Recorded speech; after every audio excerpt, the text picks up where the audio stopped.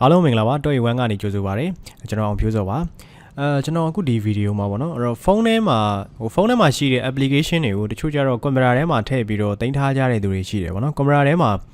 ဒီဖုန်းထဲက application တွေတွားပြီးတော့ထည့်ထားပြီးတော့ကိုကကြည့်လိုက်တဲ့အခါမှာအခုလိုမျိုးပုံနေမပေါ်ဘဲနဲ့ဒီလိုမျိုးအဖြူရောင် file လေးတွေဖြစ်နေလိမ့်မယ်ပေါ့နော်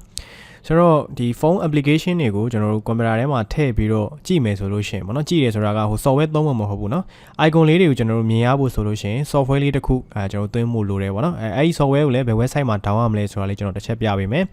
ပြီးတော့ရင် software ဘယ်လိုသွင်းရမလဲဆိုတာလေးလည်းကျွန်တော်တစ်ချက်ပြပေးပါမယ်နောက်တစ်ခုတည်ထားမှာကကျွန်တော်တို့ဖုန်းထဲက application တွေကိုကွန်ပျူတာထဲမှာသုံးဖို့ဆိုရင်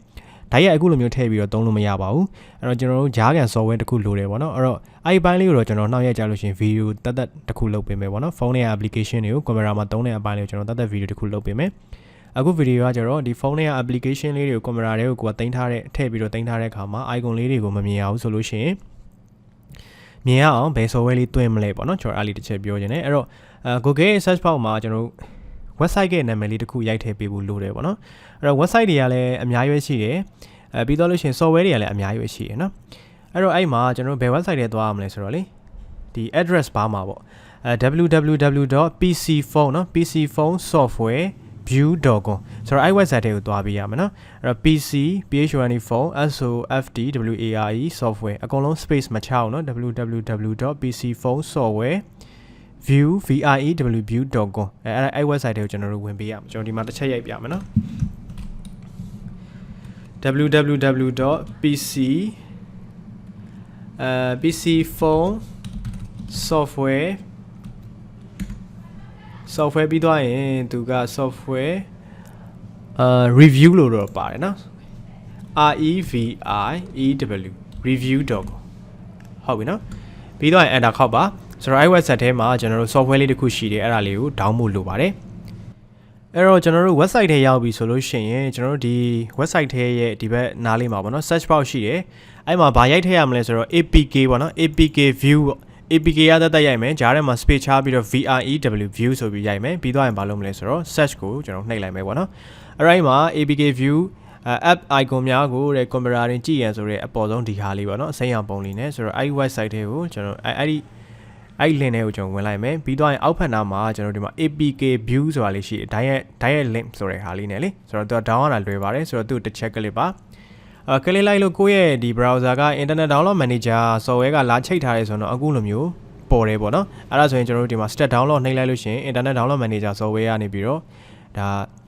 ါသူ့ကို download လုပ်သွားလိမ့်မယ်ပေါ့နော်တကယ်လို့ကိုကဒီ internet download manager software ကကိုယ့်ရဲ့ဒီ browser ကိုချိတ်မထားဘူးဆိုလို့ရှိရင်တော့ဒီ Chrome browser သို့မဟုတ် Mozilla Firefox ပေါ့နော်ကိုသုံးတဲ့ browser ကနေပြီးတော့ download လုပ်သွားလိမ့်မယ်အဲ့ download လုပ်တဲ့ file အများစုကလည်းကျွန်တော်တို့ဒီ download ဆိုတဲ့နေရာမှာရှိပါတယ်အဲ့တော့အခု internet download manager ကdownload လုပ်ထားတဲ့ file တွေဆိုရင်တော့ software ဆိုရင် compress ဆိုတဲ့ဒီထဲကိုဝင်ပါတယ် browser ကနေ down တဲ့ file ဆိုရင်တော့ဒီအပြင်မှာရှာရမယ်ပေါ့နော်အဲ့တော့ကျွန်တော် compress တွေကိုသွားပြီးတော့သူဒီ software လေးကို right click ထောက်ပြီးတော့ extract here နဲ့ကျွန်တော်ဖြည့်ချပါမယ်အဲ့တော့ဒီလိုမျိုးစာအုပ်ပုံစံ file လေးတွေတွေ့ပြီဆိုရင်ကိုကအဲ့ထဲကို double click နှိပ်ပြီးတော့မဝင်ရပါဘူးအဲ့ဒီစာအုပ် file လေးကိုဖြည့်ချပေးရမယ်ဆိုတော့လို့ right click ထောက်ပြီးတော့ extract here နဲ့ဖြည့်ချပေးရမယ်ပေါ့နော်ဒီလိုမျိုးစာအုပ်ပုံစံလေးမပေါ်ဘူးဆိုရင်တော့ဒါကိုယ့်ရဲ့ဆက်မှာ win area software မရှိလို့ဖြစ်ပါတယ်အဲ့တော့ဒီ software လေးကကွန်ပျူတာတိုင်းထည့်ထားရမယ့် software ထဲမှာပါပါတယ်ဒီ win area လေအဲ့တော့ဟုတ်ပြီကျွန်တော်ဖြည့်ချလိုက်တဲ့အခါမှာ folder တစ်လုံးထွက်လာတယ်အဲ့မှာဒီ apk view ဆိုတဲ့ဒီ software လေးပေါ့နော်အဲ့တော့အဲ့ software ကျွန်တော် right click ထောက်ပြီးတော့ run as administrator နဲ့ကျွန်တော် run လိုက်မယ်အဲ့တော့တချို့ set တွေမှာအခုလိုမျိုး run တဲ့အခါမှာကျွန်တော် error ပုံစံမျိုးဘောက်ကလေးတစ်ခုတက်လိမ့်မယ်ပေါ့နော်အဲ့ဒါဘာလဲဆိုတော့ဒီ software ကိုဒီ administrator ကကွန်ပျူတာမှာရှိတဲ့ဒီ administrator ကသူ့ကို block ထားတယ်ဆိုတော့စာတန်းလေးတက်လာတယ်ဆိုရင်တော့အဲ့ဒါကိုတက်ဖြည့်ရှင်းဖို့နည်းလမ်းတစ်ခုရှိတယ်ပေါ့နော်အဲ့ဒါကတော့ဒီ app မှာမဟုတ်တချို့ app တွေမှာလည်းအဲ့လိုမျိုး administrator ကဒီ software ကိုဖွင့်လို့မရအောင် block ထားတဲ့ဟာမျိုးရှိတယ်ပေါ့နော်အဲ့ဒါဆိုလို့ရှိရင်ကျွန်တော်ကွန်ပျူတာရဲ့အတွင်းပိုင်းနဲ့ဖြစ်တဲ့ဒီ registry ထဲမှာသွားပြီးတော့ပြင်ရမယ်ဆိုတော့အဲ့လိုမျိုး error တက်လို့ရှိရင်တော့ကျွန်တော်တို့တစ်ချက်လာပြောပေးပါအဲ့ဒီအတွက်ကျွန်တော် video တက်လုပ်ပေးမယ်ပေါ့နော်ကျွန်တော်လည်းဒီ software စပြီးသွင်းကစားတော့အဲ့လိုမျိုး administrator ကသူ့ block ထားတဲ့ပုံစံမျိုး error message လေးတက်တယ်ပေါ့နော်ဆိုတော့အဲ့ဒါကျွန်တော်ဖြည့်ရှင်းထားတယ်အဲ့တော့ဖြည့်ရှင်းထားတဲ့အတွက်အခုဖွင့်လို့ရပြီပေါ့နော်အဲ့တော့ပြီးတော့ရင်ဘာလုပ်မလဲဆိုတော့ကျွန်တော်တို့ဒါပုံမှန်ဆိုရင်တော့အင်္ဂလိပ်စလုံးဖြတ်ကမှာပေါ့နော်အဲ့တော့သူ့ကိုနှိပ်မယ် okay yes ပေါ့ဒါဆိုပြီးသွားပြီအဲ့တော့အမှန်ချင်လေးဖြုတ်ပါပြီးသွားရင် finish ပေါ့နော် Okay အဲ့တော့ကျွန်တော် phone application လေးတွေထည့်ထားတဲ့ folder ရှိတယ်ဆိုတော့ software က2ခုလောက်ပါပဲအဲ့တော့ကျွန်တော်ဒီမှာ phone app ဆိုတဲ့ဟာလေးနော် folder စောက်ထားတယ်အဲ့တော့ဒီမှာကျွန်တော် PUBG mobile ဆိုတဲ့ icon လေးလည်းပေါ်သွားပြီပြီးတော့အဲ့တော့မှာ Shazam ဆိုတဲ့ဟာလေးပေါ့နော်ဒီကောင်ကတော့ကျွန်တော်တို့ဒီကောင်ကတော့ကျွန်တော်ဘာလို့မမြင်ရလဲဆိုတော့ဒီသူ့ရဲ့မူရင်း original ဟာတွေက file အပြည့်ကြီးလားမသိဘူးပေါ့နော်ဆိုတော့ဒီလိုမျိုးလေးတွေတော့ကြည့်လို့ရပါတယ် media icon ပေါ့နော်အကြီးတော့ပုံကြီးချင်တော့မရလာဘူးထင်တယ်ကျွန်တော်ဒီမှာ extra large icon နဲ့ကြည့်ကြည့်မယ်တားကြီးတော့မကြည့်ဘူးနော်အဲ့တော့ view ထဲမှာကျွန်တော် media icon လောက်ပဲထားကြည့်မယ်ဒါမှမဟုတ်လို့ရှိရင်လဲ view မှာ small icon list ပုံစံရော list ပုံစံလည်းအဆင်ပြေတယ်detail လေးရတယ်နော် detail နဲ့ထားမယ်ဆိုလည်းရတယ်အဲ့တော့ကြီးလေးမြင်ရင်တော့ media icon လောက်တော့ထားပါဆိုတော့က view ရဲ့ large icon နဲ့ထားမယ်ဆိုလို့ရှိရင်တော့ဒါကြီးထင်းထင်းရှင်းရှင်းတော့ရှိမှာမဟုတ်ဘူးပေါ့နော်ဒါကတော့ software ကြောင့်လား